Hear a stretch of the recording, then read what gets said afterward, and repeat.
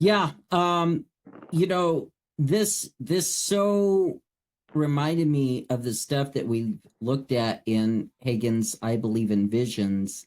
Yeah. And I just can't help but think that when the General Presbytery was putting this together, somebody had been reading Hagin's work. So much of it, they could be, I just see in parenthesis, this means you, Kenneth Hagin, Yes, I agree. Because we already read the one, and it's coming up again about it's about speaking to angels to go get your wealth. Well, we know where that came from. That came right. from Kenneth Hagin. Well, and this sentence here, they did not have the light on this teaching.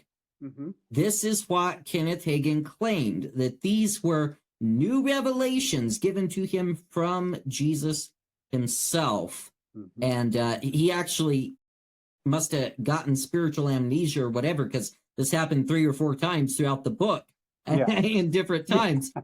But it was new things that God was showing him that he hadn't shown the people in the New Testament.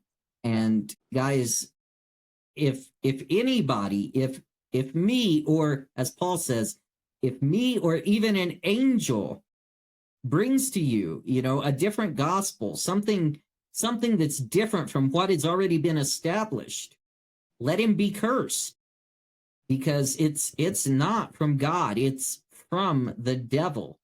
And like we have talked about, whether Kenneth Hagin genuinely had supernatural encounters with demonic beings, or whether he made this stuff up, it's not of God. I'll put it this way. Christianity existed for about 2,000 years before Kenneth Hagin comes upon the scene. Right. And all of a sudden, you mean out of the blue, Jesus decides to give him this, a man in the 20th century, and everything. And it's just like, we could have, the Christians could have been using that all these years before that. That would have come in pretty handy if that was a true doctrine.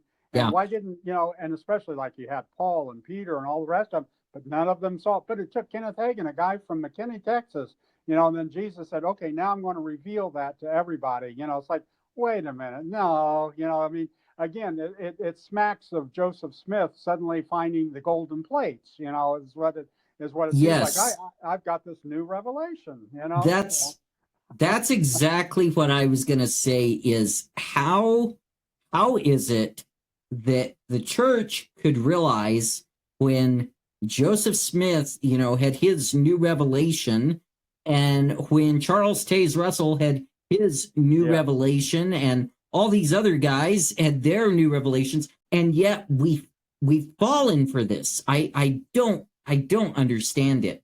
Yes, I agree. It's the same thing. Yes. It's the same thing. Mm-hmm. Exactly, right down the line, because it's like, see, that was one of the arguments I've used online on some of these other sites, and I've tried to tell people, how do you know that Joseph Smith didn't receive something from God? Well, right. Of course he uses the angel Moroni, I know that, etc. But how do you know that?